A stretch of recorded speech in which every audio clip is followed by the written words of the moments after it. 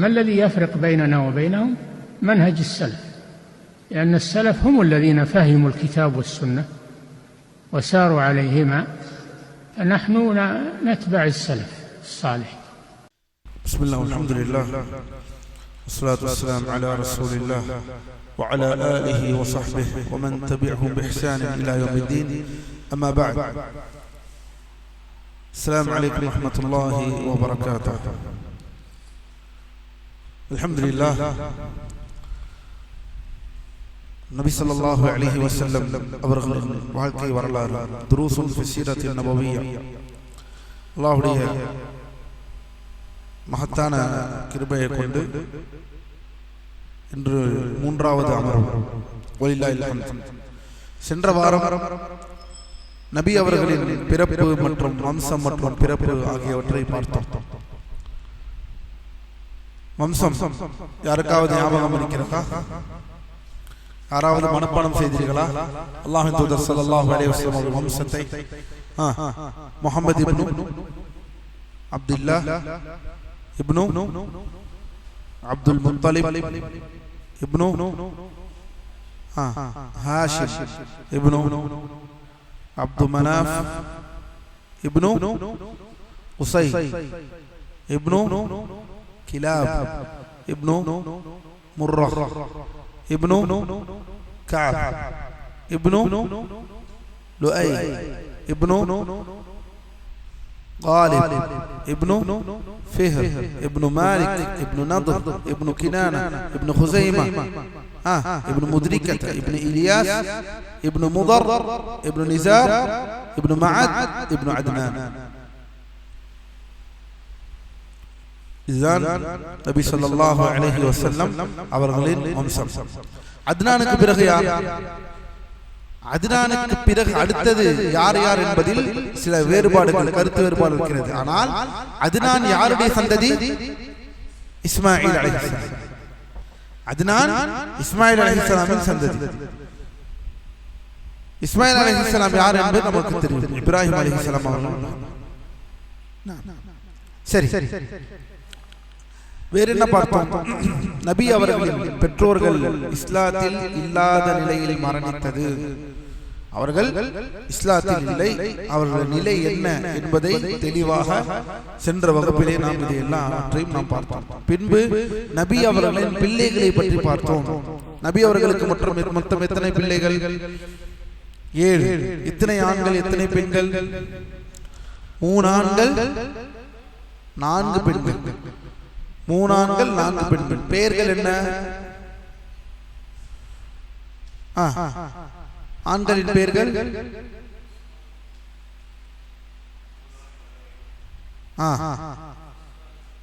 அபுல் கஸீம், காசிம், காசிம், அப்துல்லா, இப்ராஹிம். இது 3ம் அல்லாஹ்வின் தூதர் ஸல்லல்லாஹு அலைஹி வஸல்லம் அவருடைய ஆண் பிள்ளைகளின் பெயர்கள். பெண் பிள்ளைகளின் பெயர்கள் زينب، فاطمة، رقية، أم كلثوم. نعم. இதில் ருக்கையாவும் உம்மு குல்சூமும் யார்?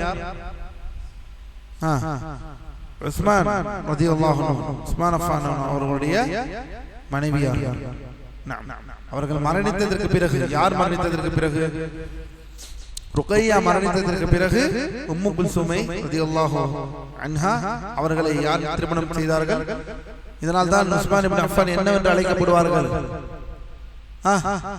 தின்னூரைன் அல்லது துன்னூரைன் என்று அழைக்கப்படுவார்கள். 2 நூறுகளுக்குரியவர்கள், 2 வெளிச்சத்திற்குரியவர்கள் என்று நபி அவர்கள் பிள்ளைகளை சொல்லி அழைக்கப்படுவார்கள். சரி, அல்லாஹ்வின் அடியார்களே, இன்று நாம் பார்க்கக்கூடிய விஷயம் என்னவென்றால், இந்த பெயர்கள் சம்பந்தப்பட்டு அபுல் காசிம் என்ற அந்த புண்ணியாவை, அந்த புனே பெயரை வைத்துக் கொள்வது தொடர்பான சட்டம். அது என்ன?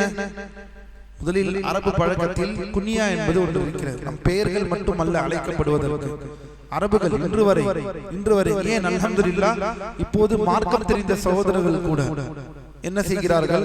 இந்த குன்யாவை வைத்துக் கொள்கிறார்கள். குன்யா என்றால் என்ன? புனை பெயர்கள் உண்டு. எடுத்துக்காட்டாக இப்போது ஒருவர் இருக்கிறார், அவருடைய மகனின் பேர் அப்துல்லா என்றால் யா அபு அப்துல்லா, அவரை என்னவென்று அழைப்பார்கள்? அபு அப்துல்லா என்று அழைப்பார்கள். அபு முகமது என்று அழைப்பார்கள். அதாவது அவர் யாருடைய தந்தையோ அதை கொண்டு அழைக்கப்படுவார். அல்லது அவருக்குரிய ஒரு பொருளாக இருக்கின்றால் அந்த பொருளை கொண்டு அழைக்கப்படுவார்கள். எடுத்துக்காட்டாக அபு ஹுரைரா. எதனால் அபு ஹுரைரா? பூனை. ஏனெனில் பூனையை சுற்றி பூனைகள் அவர்களை சுற்றி வரும். அந்த அடிப்படையில் அல்லாஹ் தூதர் அவர்கள் என்ன கூறினார்கள்? அபு ஹுரைரா என்று கூறினார்கள். இவ்வாறு ஒரு சில காரணத்திற்காக பெயர்களை வைக்கப்படும். இன்னும் சொல்ல போனால் என்னுடைய சகோதரர்கள் ஒரு சகோதரர் இருக்கிறார். அவர் பார்த்தீர்கள் என்றால் இந்த ட்ரெயினுடைய டைமிங், இந்த தொடர்வண்டி இருக்கிறது அல்லவா, தொடர்வண்டி டைமிங், தொடர்வண்டி நேரங்கள் எல்லாவற்றையும் நன்காக மனப்பாடம் செய்து கொள்வார். இந்த ரூட் எங்க போகிறது என்றால் உடனடியாக சொல்லிவிடுவார். இந்த ரூட் எங்க போகிறது உடனடியாக சொல்லிவிடுவார். அதனால் அவருக்கு சகோதரர்கள் என்ன புனை பெயர் வைத்தார்கள் என்றால் அபுல் கித்தார். கித்தார் என்றால் என்ன? ட்ரெயின். கித்தார் என்றால் ட்ரெயின், தொடர்வண்டி. அபுல் கித்தார் என்று பெயர் வைப்பார்கள். எனவே இதற்கு பெயர் தான் குனியா. சரி, நபி அவர்கள் குனியா என்ன? ஸல்லல்லாஹு அலைஹி வஸல்லம் நபி ஸல்லல்லாஹு அலைஹி வஸல்லம் குனியா என்ன? அபுல் காசிம். நபி ஸல்லல்லாஹு அலைஹி வஸல்லம் குனியா அபுல் காசிம். சரி, இந்த குனியாவை பாரக்கல்லாஹு ஃபீக்கும் நாம் வைத்துக் கொள்ளலாமா என்பதில் ஒரே ஒரு மார்க்க சட்டம் இருக்கிறது. அதாவது எல்லா குனியாவும் நாம் வைத்துக் கொள்ளலாம்.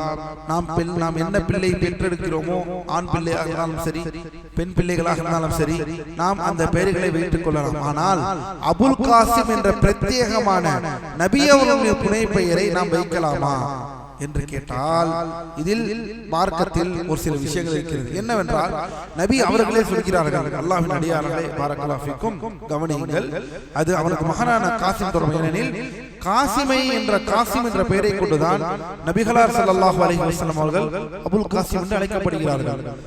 நபி ஸல்லல்லாஹு அலைஹி வஸல்லம் அவர்கள் கூறுகிறார்கள் ஒரு ஹதீஸில், என் பெயரை நீங்கள் சூட்டிக் கொள்ளுங்கள், ஆனால் எனது குனியாவை வைத்துக் கொள்ளாதீர்கள். கவனியுங்கள் ஹதீஸ். என் பெயரை நீங்கள் வைத்துக் கொள்ளுங்கள், எனது குனியாவை நீங்கள் வைத்துக் கொள்ளாதீர்கள். துஸம்மு பிஸ்மி வலா துகன்னு பிகுன்யதி. பெயரை என்னை கொண்டு அழைங்கள். முகமது என்று எத்தனை பேர் வைத்திருக்கோம்? இன்று பூமியில் ஒரு பெயர் அதிகமாக சூட்டப்படும் பெயர் என்றால் இந்த பூமியில் அது என்ன பெயர்? முகமது. அது முக்கியமாக இந்திய தீபகற்பத்தில் முகமது தான். எடுத்து ஒரு பெயரை வைத்தாலும் அதற்கு முன்னால் ஒரு பெயர் வைத்திருவார்கள் முகமது என்று. சரி, இந்த சட்டம் என்ன? நபி அவர்களே கூறுகிறார்கள், என் பெயரை நீங்கள் சூட்டிக் கொள்ளுங்கள், ஆனால் எனது புனை பெயரை குன்யாவை வைத்துக் கொள்ளாதீர்கள். இந்த விஷயத்தில் அறிஞர்களுக்கு கருத்துக்கள் இருக்கிறது.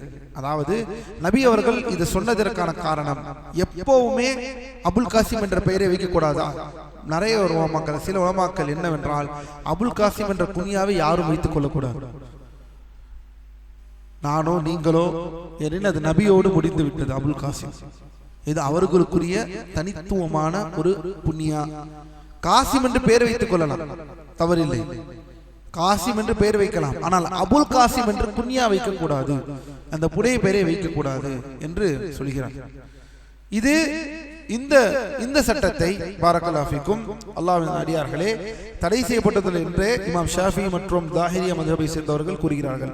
சில உலமாக்கள் நபி அவர்களின் மரணத்திற்கு பிறகு இந்த பெயரை வைத்துக் கொள்ள அனுமதி உண்டு, உயிருடன் இருந்தபோது மட்டுமே இந்த தடை இருந்தது என்று சில உலமாக்கள் குறிப்பிடுகிறார்கள். இந்த மிகச் சரியான கருத்து என்னவென்றால், இமாம் மாலிக் மற்றும் ரஹிமஹுல்லாஹ் மற்றும் சில உலமாக்கள் கூறுவது போல் நபிகளார் உயிருடன் இருக்கும்போது மட்டுமே இந்த தடை இருந்தது. அவர்கள் வஃபாத்தாகினதற்கு பிறகு அபுல் காசிம் என்ற புனை பெயரை வைத்துக் கொள்வதில் எந்த தடையும் இல்லை. இதுதான் இமாம் மாலிக் அவர்களுடைய கருத்தாகும். இதுதான் சரியான குற்றம் என்றும் சொல்கிறார்கள். காரணம் என்னவென்றால், சரி, முதலில் ஏன் அபுல் காசிம் என்று அழைக்காதீர்கள் என்று அல்லாஹ்வின் தூதர் சொன்னார்கள்? யாருக்காவது தெரியுமா என்ன காரணம்?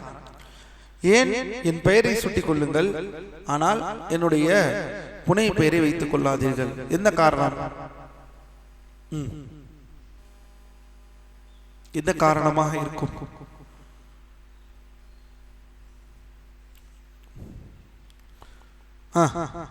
உலமாக்கள் சொல்கிறார்கள், கவனியுங்கள். ஏனெனில் நமக்கு எல்லாமே தெரியும், அல்லாஹ்வுடைய பெயரை காட்டிலும் அரபுகளுடைய வழக்கம் புனை பெயரை கொண்டு அழைப்பதுதான். இன்று வரை அதுதான் வழக்கமாக இருக்கிறது. யாரையும் அரபுகள் ஒருவரை ஒருவர் பெயரை சொல்லி அழைக்கவே மாட்டார்கள். பெரும்பாலும் அவர்கள் அழைப்பது குன்யாவை கொண்டுதான். யாபா அஹ்மத், யாபா அப்துல்லா, யாபா அஸ்மா, யாபா ஃபாத்திமா, யாபா ஆயிஷா, இப்படிதான் அழைப்பார்கள் நபி அவர்களை. ஏனெனில் சந்தையில் வெளியில் போனால், சந்தையில் நபி ஸல்லல்லாஹு அலைஹி வஸல்லம் அவர்கள் சென்றால், யாராவது அபுல் காசிம் என்று அழைத்தால் தன்னைத்தான் அழைக்கிறார்கள் என்று எண்ணி நபிகளார் திரும்பி பார்ப்பார்கள். அப்போது அந்த நபர், அல்லாஹ்வின் தூதரே, நான் உங்களை அழைக்கவில்லை என்பார். இதனால் நபிகளாருக்கு சிரமம் ஏற்பட்டதால் தான் அதை அவர்கள் தடுத்தார்கள். அல்லாஹ் தன் திருமறையிலே கூறுகிறான், வமா கான லக்கும் அன் துக்து ரசூலல்லாஹ், மேலும் அல்லாஹ்வின் தூதருக்கு துன்பம் தருவது உங்களுக்கு ஆகுமானதல்ல என்ற இந்த வசனத்தை ஷேக் அவர்கள் சொல்கிறார்கள். இதற்கு ஆதரவாகத்தான் அலி ரலியல்லாஹு அன்ஹு ஹதீஸும் உள்ளது. அல்லாஹ்வின் தூதரே, உங்களுக்கு பிறகு எனக்கு ஒரு குழந்தை பிறந்தால் அவனுக்கு முஹம்மது என்று பெயரிட்டு அபுல் காசிம் என்று புனை பெயர் வைக்கலாமா என்று கேட்டார்கள். நபி ஸல்லல்லாஹு அலைஹி வஸல்லம் அவர்கள் ஆம் என்று பதிலளித்தார்கள். அலி ரலியல்லாஹு அன்ஹு தன் மகனுக்கு முஹம்மது என்று பெயரிட்டு அபுல் காசிம் என்ற புனை பெயரையும் அவ்வாறு சொன்னவாறே என்ன செய்தார்கள், வைத்தார்கள் அலி ரலியல்லாஹு அன்ஹு. மேலும் அல்லாஹ்வின் அடியார்களே, இதுதான் அர்த்தம், இதுதான் காரணம். மேலும் இந்த வசனத்தை கவனியுங்கள். லா தஜஅலு துஆ ar-ரசூலி பைனகும் கதுஆஇ பஅதிகும் பஅதா, உங்களுக்கிடையில் ஒருவருக்கொருவரை அழைப்பதை போல இத்தூதரை அழைப்பதாக நீங்கள் ஆக்கிக் கொள்ளாதீர்கள். கவனியுங்கள், பாருங்கள். நபியை என கடைக்கு சென்னா அபுல் காசிம் அபுல் காசிம் என்று அழைத்தார்னா நபி அவர்கள் திரும்பி பார்ப்பார்கள், நம்மைத்தான் அழைக்கிறாங்களா என்று. ஏனெனில் அங்கு அத்துணை அபுல் காசிம் இருப்பார்கள். ஏன் இன்னும் சொல்ல போனால் நபியின் பிரியத்தினால் என்ன வைத்துக் கொள்வார்கள், அபுல் காசிம் என்று கூட வைத்துக் கொள்வார்கள் அந்த குனியா. எனவேதான் அபுல் காசிம் என்ற குனியாவை வைத்துக் கொள்ளக்கூடாது. ஆனால் சரியான சட்டம் என்ன, நபி அவர்கள் உயிருடன் இருந்த போதுதான் இந்த குனியாவை வைத்துக் கொள்ளக்கூடாது என்ற சட்டம் இருக்கிறதே தவிர, மரணித்ததற்கு பிறகு அல்லாஹ்வின் தூதர் ஸல்லல்லாஹு அலைஹி வஸல்லம் அவர்கள் வஃபாத்திற்கு பிறகு அந்த குனியாவை வைத்துக் கொள்வதில் தவறில்லை, அழைப்பதிலும் தவறில்லை. இதுதான் சரியான கூற்று. எனவே அல்லாஹ்வுடைய காரணம் என்ன, ஏனெனில் நபி அவர்கள் வெளியில் சென்றால் அபுல் காசிம் எல்லாம் கொண்டு திரும்பி பார்க்கிறார்கள். அல்லாஹ் தெளிவாக சொல்கிறான், லா தஜஅலு துஆ ar-ரசூலி பைனகும் கதுஆஇ பஅதிகும் பஅதா, நபி அவர்களை நீங்க ஒருவருக்கொருவர் அழைப்பதை போல நபியை அழைத்துக் கொண்டு இருக்காதீர்கள் என்று. சுப்ஹானல்லாஹ், எப்பேற்பட்ட ஒரு வசனம். நபியை எவ்வாறு அழைக்க வேண்டும், நபியிடம் எவ்வாறு பேச வேண்டும், நபியிடம் எவ்வாறு நாம் நடந்து கொள்ள வேண்டும் என்பதை முதற்கொண்டு படைத்த ரப்புல் ஆலமீன் நமக்கு சட்டமாக குர்ஆனில் இறக்கி அருளுகிறான் என்றால், நம்ம அந்த நபிக்கு சுப்ஹானல்லாஹ், அல்லாஹ்வின் அடியார்களே, அந்த நபியுடைய அந்த அழைப்பை கூட அதில் அதபு இருக்க வேண்டும் என்றால் அவர்களை பின்பற்றுவதில், அவர்களின் கொள்கைகளை ஏற்று நடப்பதில், அவர்களின் மார்க்கத்தை பற்றி பிடிப்பதில். நேற்று குத்பாவில் சொன்னேன், என்ன சொன்னேன், சித்தாந்தத்தை தேடி ஓடுகிறான் மனிதன், தீர்வை தேடி ஓடுகிறான். எல்லா தீர்வும் அல்லாஹ்வின் தூதர் கொண்டு வந்திருக்கிறார்கள் அல்லாஹ்வின் புறத்தில் இருந்து. ஆட்சி வந்துவிட்டால், யாராவது மாறிவிட்டால் மனிதர்கள் எல்லாம் மாறிவிடுவார்கள், நாம் எல்லாம் சரியாகி விடுவோம். இது எப்படி? இது தன்னை மாற்றிக்கொள்ளாதவரை எப்படி மாற்றம் ஏற்படும்? அல்லாஹ்வின் அடியார்கள், வசனத்தை ஞாபகம் வைத்துக் கொள்ளுங்கள். லா யுகையிரு இன்னல்லாஹ லா யுகையிரு மா பிகௌமின் ஹத்தா யுகையிரு மா பிஅன்ஃபுஸிஹிம். ஒரு கூட்டம் தன்னுள் உள்ளவை மாற்றும் வரை அல்லாஹ் அந்த கூட்டத்தை மாற்ற மாட்டான். அந்த மாற்றம் என்பதை யார் ஒருவன் தன்னை பார்க்காமல் வெளியில் எதிர்பார்க்கிறானோ அங்குதான் பிரச்சனை. மாற்றத்தை தன்னிடமிருந்து ஆரம்பிக்க வேண்டும். அது எந்த விஷயமாக இருந்தாலும் சரி, அல்லாஹ் நமக்கு நேர்வழியை செலுத்துவானா. சரி, இதுதான் நபி அவரின் குன்யாவை சார்ந்த விஷயம். அடுத்த மிக முக்கியமான சம்பவம், நபி அவர்களின் வரலாற்றில், நபி அவர்களின் வாழ்க்கையில் நடந்த மிக முக்கியமான சம்பவம். என்ன சம்பவம்? நெஞ்சம் பிளக்கப்பட்ட சம்பவம். நெஞ்சம் பிளக்கப்பட்ட சம்பவம் பார்ப்போம் இன்ஷா அல்லாஹ். அல்லாஹ்வின் அடியார்களே, சஹீஹ் முஸ்லிமில் அனஸ் இப்னு மாலிக் ரலியல்லாஹு அன்ஹு அவர்கள் அறிவிக்கக்கூடிய ஹதீஸ். இந்த ஹதீஸை கவனமாக கேளுங்கள். இதில் நிறைய விஷயங்கள் இதில் நமக்கு புதைந்து கிடக்கின்றன. இந்த சம்பவத்தை ஒரு முறை கேட்டாலும் ஒழுங்காக கேட்டுக்கொள்ளுங்கள். நபி அவர்களின் நெஞ்சம் பிளக்கப்பட்ட சம்பவம். நெஞ்சு அல்லாஹ்வின் அடியார்களே, ஃபேண்டசியில் இல்லை, நாம் சத்தியத்தில் ஹக்கை கற்றுக்கொண்டிருக்கிறோம், படித்துக் கொண்டிருக்கிறோம். நபி அவரின் நெஞ்சம் பிளக்கப்பட்ட சம்பவம். வாருங்கள், முதலில் அல்லாஹ்வின் அடியார்களே, பாரக்கல்லாஹு ஃபீக்கும், இந்த நிகழ்வு எப்போது நடந்தது என்று சொன்னால், நபிகளார் ஸல்லல்லாஹு அலைஹி வஸல்லம் எங்கிருந்தார்கள் முதல் 4 வருடம்? இப்படி என்றால் எங்க? எங்கேயா? எங்க? இடம் மதீனாவா? இடம் பேரு பனு சஅத். இங்கு பனு சஅத். அங்குதான் அல்லாஹ்வின் தூதர் இருந்தார்கள். ஏன் அங்கு இருந்தார்கள்? பனு சஅத் கோத்திரத்தில் ஒரு பெண்மணி தான் நபி அவர்களுக்கு பாலூட்டினார்கள். அவர்கள் பெயர் சுப்ஹானல்லாஹ். அவர்கள் பெயர்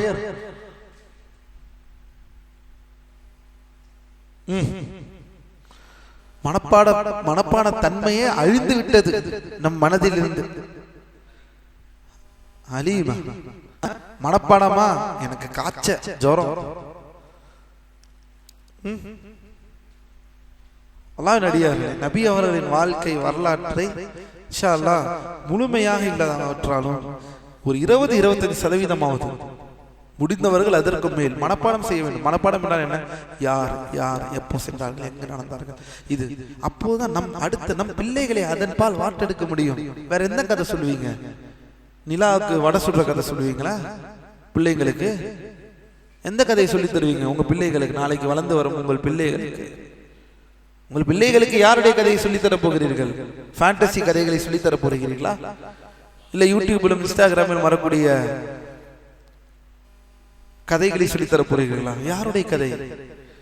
அல்லாஹ்வின் அடியார்களே, இந்த மானுடத்திற்கு மாநபியாக வந்த இந்த மாபெரும் மனிதன் ஸல்லல்லாஹு அலைஹி வஸல்லம் இவரின் கதையை கொஞ்சம் கொஞ்சமான பிள்ளைகளுக்கு சொன்னாலே போதும், அந்த பிள்ளை நீங்கள் நினைத்து பார்க்க முடியாத ஒரு தர்பியாவை வந்து அடைய முடியும். நபி அவரின் வரலாற்றை எடுத்த ஒரு குழந்தை எப்படி வெளித்த வரும்? வரலாற்றை படிக்கிறோமா? அந்த நபியை பற்றி தெரிந்து கொள்கிறோமா? அவர்களை பற்றி தெரிந்து கொள்ளாமல் உண்ணுவதும் தூங்குவதும் உறங்குவதும் சாப்பிடுவதும் அலைவதும் திரிவதுமாகத்தானே நம் வாழ்க்கை இருக்கிறது. அல்லாஹ் நம்மை நேர்வழியில் செலுத்துவானா? சரி, சம்பவத்திற்கு வருவோம். இந்த நிகழ்வு நபிகளார் அவர்கள் பனு சஅத் குலத்தில் அந்த கிராமத்தில் இருந்த போது நடைபெற்றது. சின்ன 3 வயது 4 வயது பிள்ளை. எப்போது வயது என்பதை உலமாக்கள் சொல்கிறார்கள், பார்ப்பார். அல்லாஹ்வின் தூதர் ஸல்லல்லாஹு அலைஹி வஸல்லம் அவர்கள் சிறுவர்களோடு விளையாடி கொண்டிருந்த போது, கவனியுங்கள், நபி ஸல்லல்லாஹு அலைஹி வஸல்லம் அவர்கள் சிறுவர்களோடு விளையாடி கொண்டிருந்த போது ஜிப்ரீல் அலைஹிஸ்ஸலாம் அவர்கள் அவரிடம் வந்தார்கள். அவரை பிடித்து கீழே கடத்தி அவர்களின் நெஞ்சை பிளந்து அவரது இதயத்தை வெளியே எடுத்தார்கள். ஹதீஸ். அவர் இதயத்தை வெளியே எடுத்தார்கள். அதிலிருந்து ஒரு இரத்த கட்டியை வெளியே எடுத்து, இது உங்களில் உள்ள ஷைத்தானின் பங்காகும் என்று கூறினார்கள். கூறிவிட்டு நபி ஸல்லல்லாஹு அலைஹி வஸல்லம் அவர்களை, அதாவது ஜிப்ரீல் அலைஹிஸ்ஸலாம், பின்னர் அந்த இதயத்தை ஒரு தங்க தாம்பலத்தில் வைத்து ஜம்சம் நீரால் கழுவினார்கள். எதை? இதயத்தை ஜம்சம் நீரால் கழுவினார்கள். கழுவின பிறகு அதை ஒன்று சேர்த்து மீண்டும் அதன் இடத்திலேயே வைத்து விட்டார்கள். இதுதான் நடந்தது. இன்னொரு அறிவிப்பு இருக்கிறது, அதையும் நான் படிக்கிறேன் இன்ஷா அல்லாஹ். நடந்த சம்பவம் இதுதான்.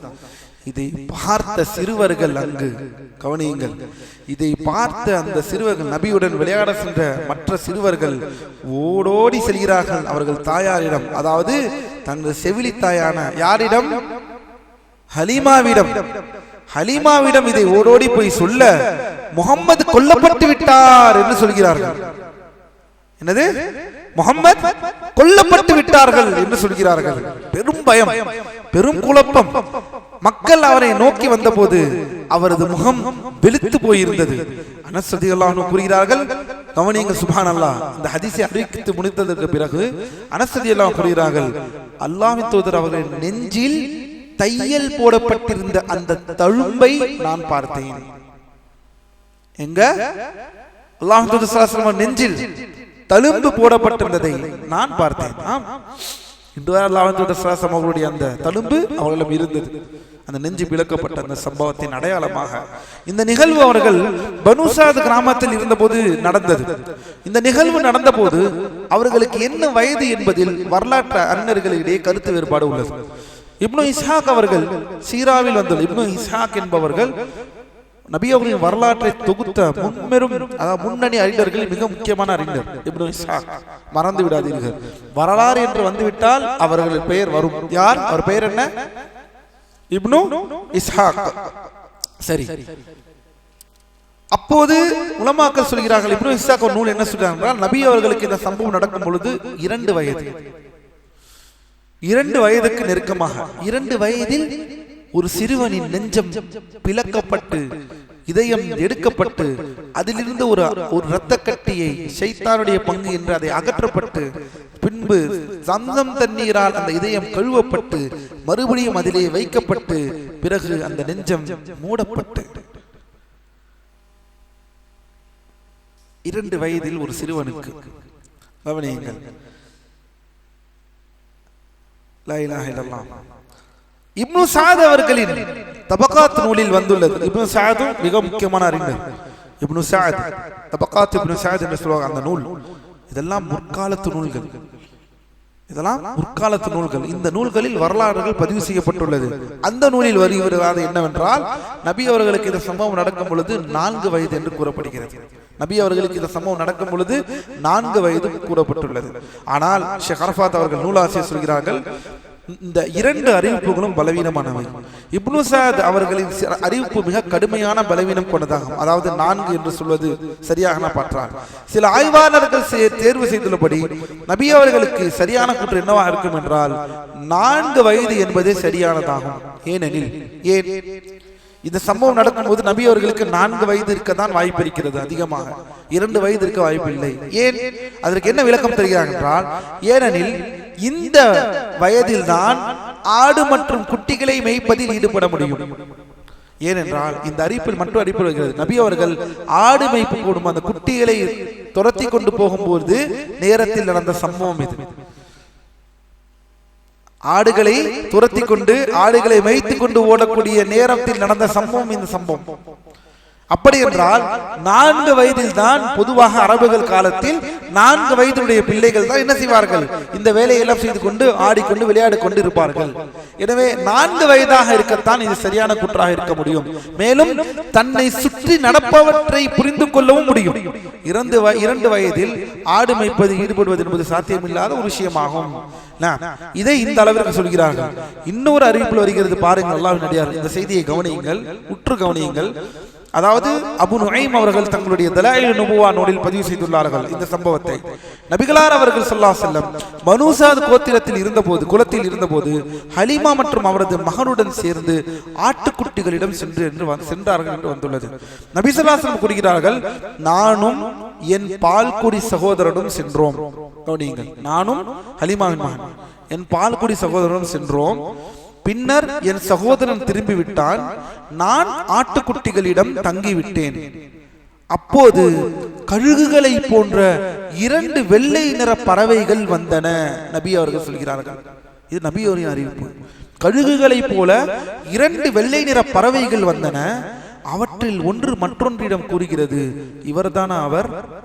இவர் அவர்தானா என்று கேட்கப்படுகிறது. அப்போது அவற்றில் ஒன்று மற்றொன்றும் கேட்கப்பட்ட போது அதற்கு மற்றொன்று ஆம் என்றது. அவை 2ம் என்னை நோக்கி விரைந்து வந்து என்னை பிடித்து மல்லாக்க படுக்க வைத்தன. என் வயிற்றை பிளந்து இதயத்தை வெளியே எடுத்து அதையும் பிளந்தன. அதிலிருந்து 2 கருப்பு நிற இரத்த கட்டிகளை வெளியே எடுத்தன.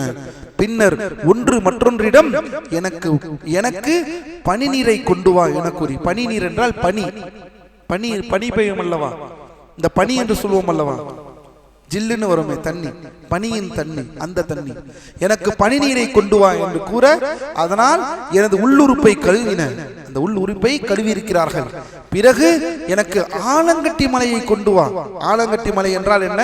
அதுவும் அந்த ஜில்லென்று வரக்கூடிய அந்த தண்ணீர், சுத்தமான தண்ணீர், அந்த தண்ணீரை கொண்டு வா என்று கூறி அதனால் அந்த இதயத்தை கழுவின. பிறகு அமைதியை கொண்டு வா என கூறினார்கள். அதாவது இந்த உறுப்புக்கு, இந்த உடலிற்கு சக்கீனத்தை கொண்டு வாருங்கள் என கூற அதை எனது இதயத்தில் தூவின. பிறகு ஒன்று மற்றொன்னிடம் இதை தையல் போடு என்றது. உடனே அது தைத்தது. மேலும் நபித்துவத்தின் முத்திரையை கொண்டு எனது இதயம் மீது முத்திரையிட்டது. பின்னர் ஒன்று மற்றொரிடம் கூறுகிறார்கள். கவனியுங்கள், சுப்ஹானல்லாஹ், இந்த வாசகத்தை கவனியுங்கள் அல்லாஹ்வின் அடியார்களே. அந்த சம்பவத்தை சொல்கிறார்கள். பின்று ஒன்று மற்றொன்றிடம் கூறுகிறது, இவரை ஒரு தராசி தட்டிலும் இவரது சமுதாயத்தில் 1000 பேரை மற்றொரு தட்டிலும் வையுங்கள் என்றது. நான் எனக்கு மேலே இந்த 1000 பேரை பார்த்தேன். அவர்கள் என் மீது விழுந்து விடுவார்களோ என்று பயந்தேன். நபி அவர்கள் 1000 பேரை வைக்கப்பட்டு என் மீது விழுந்து விடுவார்களோ என்று நான் பயப்படுகிறேன். தராசில் வைக்கிறார்கள். நபி அவர்களையும் இந்த பக்கம் ஒரு 1000 பேர் அவர்களையும் தராசில வைக்கிறார்கள். அப்போது கவனியுங்கள், அப்போது அது இவரது சமுதாயம் முழுவதையும் இவருக்கு நிகராக எடையிட்டாலும் இவரே அவர்களை விட கனமாக இருப்பார். பாருங்கள், இந்த சமுதாயம் எத்தனை பேர் என்ன முடியுமா? அத்தனை பேரையும் ஒரு தராசில் வைத்தாலும் இவரே கனமாக இருப்பார். யார்? நபி ஸல்லல்லாஹு அலைஹி வஸல்லம் அவர்கள். மேலும் பாருங்கள் அல்லாஹ்வின் அடியார்களே, சொல்லிவிட்டு இவரே அவரை கனமாக இருப்பார் என்று கூறி பின்னர் அவை இரண்டும் என்னை விட்டு சென்று விட்டன. நான் மிகவும் கடுமையாக பயந்து விட்டேன். பின்னர் இந்த கடுமையாக பயந்து விட்டேன் என்று சொன்னதற்கு பிறகு ஷேக் சொல்கிறார்கள், பின்னர் தனது செவிலித்தாய் ஹலீமாவிடம் சென்று நடந்ததை கூறுகிறார்கள். ஜின் அல்லது வேறு ஏதேனும் தீய சக்தியால் அவருக்கு பாதிப்பு ஏற்பட்டிருக்கலாம் என்று ஹலீமா பயந்து விட்டார்கள். ஏனெனில் உடனடியாக பயப்படுவது இதற்காகத்தான். நடந்த உடனே ஹலீமா என்ன செய்து விட்டார்? இங்குதான் முக்கியமான சம்பவம் நடக்கிறது. இந்த நெஞ்சு பிளந்த சம்பவத்திற்கு பிறகு ஹலீமா ரொம்ப பயந்து விட்டார்கள். இது ஏதாவது முகம்மதிற்கு, இவர்களுக்கு ஏதாவது பாதிப்பு ஏற்பட வேண்டுமோ நான் பயப்படுகிறேன் என்பதனால் என்ன சொன்னார்கள்? ஒரு ஒட்டகத்தை தயார் செய்து அதில் சுமந்து கொண்டு ஹலீமா அவர்கள் அல்லாஹ்வின் தூதரை அவர்கள் தாயார் ஆமினாவிடம் ஒப்படைத்து விடுகிறார்கள். நெஞ்சு பிளந்த சம்பவத்திற்கு பிறகுதான் நபி அவர்கள் மறுபடியும் மக்காவிற்குள் உள்ளே வருகிறார்கள். ஹலீமா அவர்கள் பயந்ததின் காரணத்தினால், இந்த சம்பவம் நடந்ததற்கு காரணத்தினால் ஹலீமாவால் இதை பொறுத்து கொள்ள முடியவில்லை. மிகவும் பயந்த ஒரு நிலையில், இது ஜின்களின் தாக்கமா இல்லை ஜின்களுடைய தீமையா என்பது தெரியாமல் என்ன செய்து விட்டார்கள் என்றால், ஒரு ஒட்டகத்தை தயார் செய்து கொண்டு அவரை சுமந்து கொண்டு அவரது தாயார் ஆமினா பின்த் வஹபிடம் வந்தார்கள். வந்து என்ன கூறினார்கள் தெரியுமா? அவர்கள் ஆமினாவிடம், நான் எனது அமானத்தையும் பொறுப்பையும் நிறைவேற்றி விட்டேன் என கூறி அந்த இரு வானவர்கள் குறித்து நடந்த நிகழ்வை தெரிவித்தார்கள். அப்போது ஆமினா, நான் இவரை சுமந்திருந்த போது என்னிலிருந்து ஒரு ஒளி வெளியேறி அதில் ஷாம் நாட்டின் அரண்மனைகள் பிரகாசித்ததை நான் கனவு கண்டேன் என்று கூறினார்கள். ஆமினாவும் இதை, அவர்களும் அல்லாஹ்வின் தூதரின் தாயாரும் இதை என்ன செய்கிறார்கள்? இதை நம்புகிறார்கள். ஏனெனில் இவ்வாறு தான் எனக்கும் நடந்தது. நான் இவரை கருவுற்று வைத்திருக்கும் போதும் இப்படிப்பட்ட சம்பவங்கள் எனக்கும் நடந்தது. நபியுடைய முன் அறிவிப்புகள், நபி ஸல்லல்லாஹு அலைஹி வஸல்லம் அவர்கள் முன் அறிவிப்புகளை பற்றி மார்க்கம் தெளிவாக பேசிக் கொண்டு வருகிறது. அல்லாஹ்வின் அடியார்களே, இந்த நெஞ்சம் பிளக்கப்பட்ட நிகழ்வாகும். இரு வானவர்கள் எவ்வாறு அவர் நெஞ்சை பிளந்து இரு கருப்பு கட்டியை வெளியே எடுத்து அதில் அமைதியை வைத்தார் என்பது நபி ஸல்லல்லாஹு அலைஹி வஸல்லம் அவர்களுடைய மாபெரும் விஷயம். இதில் நபி அவர்களை எங்கு வந்து ஒப்படைத்து விடுகிறார்கள்? எங்கு ஒப்படைத்து விடுகிறார்கள்? ஆமினா அவர்களிடம் ஒப்படைத்து விடுகிறார்கள். சரி, அதிலிருந்து யாருடைய கஸ்டடிக்கு வருகிறார்கள் நபி ஸல்லல்லாஹு அலைஹி வஸல்லம் அவர்கள்? ஆமினா அவர்களிடமும் பாட்டனார் அப்துல் முத்தலிப் அவருடைய கஸ்டடி மாறுகிறது. டைம் லைனை புரிந்து கொள்ளுங்கள்.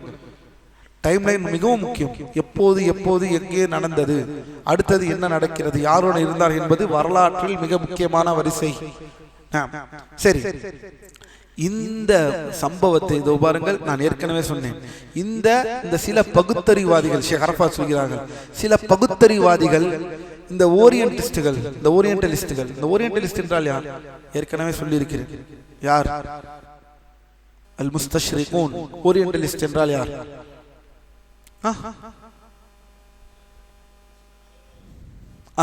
ஆய்வாளர்கள். எந்த ஆய்வாளர்கள்? கிறிஸ்தவ ஆய்வாளர்கள். முக்கியமாக கிறிஸ்தவ ஆய்வாளர்கள் எங்கு இருப்பார்கள்? US UKவில் இருப்பார்கள். அமெரிக்காவிலும் லண்டனிலும் இருப்பார்கள். ஆக்ஸ்போர்ட் பல்கலைக்கழகம், கேம்பிரிட்ஜ் பல்கலைக்கழகம், ஸ்டான்ஃபோர்ட், ஹார்வர்ட், இப்படிப்பட்ட பல்கலைக்கழகத்தில் இதில் இருப்பார்கள். இந்த ரிலீஜியனுடைய சம்பந்தப்பட்ட மார்க்கம் சம்பந்தப்பட்ட ஆய்வுகள் நடத்தக்கூடியதில் பேராசிரியர்களாக இருப்பார்கள். இவர் நோக்கம் என்ன? அங்கு மேற்கில் வரக்கூடிய மேற்கில் வந்து படிக்கக்கூடிய முஸ்லிம்களாக இருக்கட்டும் அல்லது பொதுவாகவே இஸ்லாத்தை பற்றியான தவறான ஒரு விழிப்புணர்வை கொடுக்க வேண்டும். ஐரோப்பா இஸ்லாமியமயமாகுவதை தடுக்க வேண்டும். அமெரிக்கா இஸ்லாமியமயமாக ஆகுவதை, மார்க்கத்தை ஏற்றுக்கொள்வதில் மக்களை தடுக்க வேண்டும் என்பதற்காகவே மார்க்கத்தை நன்கே தெரிந்து வைத்திருப்பார்கள். ஈமான் இருக்காது, ஆனால் படித்து வைத்திருப்பார்கள். எப்படி? ஈமான் இருக்காது, சஹீஹ் புகாரியை மனப்பாடம் செய்திருப்பார்கள். ஈமான் இருக்காது, குர்ஆனை முழுவதும் தெரிந்து வைத்திருப்பார்கள், ஆனால் ஈமான் இருக்காது. ஈமான் நாவிலும் வந்திருக்காது, மனதிலும் வந்திருக்காது. அப்படின்னா எதற்காக படிக்க வேண்டும்? அவர் வேலை. எதற்காக படிக்க வேண்டும்? அது அவருடைய தொழில், அவர் வேலை, அதற்கு சம்பளம். அவர் ஒரு ஆசிரியர். அவர் மார்க்கத்தை எதிராக எழுத வேண்டும், நபி அவர்களுக்கு எதிராக எழுத வேண்டும், நபி ஸல்லல்லாஹு அலைஹி வஸல்லம் அவர்களுடைய அந்தஸ்துக்கு குந்தகம் விளைவிக்க வேண்டும். இதுதான் அவரின் நோக்கம். சரி, எல்லாருமே இப்படிதான் இருந்தார்களா என்றால் இல்லை. 90% இப்படி இருந்தார்கள். 10% பேர் அல்ஹம்துலில்லாஹ் அல்லாஹ் அவர்களுக்கு நேர்வழியை காட்டினான், இஸ்லாத்தை ஏற்றிருந்தார்கள், இஸ்லாத்தை ஏற்றுக்கொண்டவும் இருந்தார்கள். இவர்களை தான் ஓரியன்டலிஸ்ட் என்று சொல்வார்கள். இவர்களுக்கும் அறிஞர்களுக்கும் மத்தியில் இன்று வரை போர் நடந்து கொண்டுதான் இருக்கிறது. எழுத்து ரீதியான போர் நடந்து கொண்டுதான் இருக்கிறது. அதனால்தான் இந்த சம்பவம் வரும்பொழுது ஷேக் அரஃபாத் தானாகவே யாருக்கு மறுப்பு தருகிறார்கள்? இந்த பகுத்தறிவாதிகளும் இந்த ஓரியன்டிஸ்டுகளுக்கும் மறுப்பு அறிவிக்கிறார்கள். இந்த சில பகுத்தறிவாதிகள் ஓரியன்டிஸ்டுகளும், அதாவது அவர்களால் ஈர்க்கப்பட்ட சில முஸ்லிம்களும் இந்த நிகழ்வை மறுத்து, லா இலாஹ இல்லல்லாஹ், இந்த நிகழ்வை மறுத்து இது வெறும் கட்டுக்கதை என்று கூறுகின்றனர். இது கட்டுக்கதையா? இது கட்டுக்கதையா? சந்தேகத்திற்கு இடமின்றி இந்த கூற்று, இவ்வாறு பேசுவது ஒரு வழிகட்ட ஒரு வீண் விவாதமே தவிர வேறு எதுவும் இல்லை.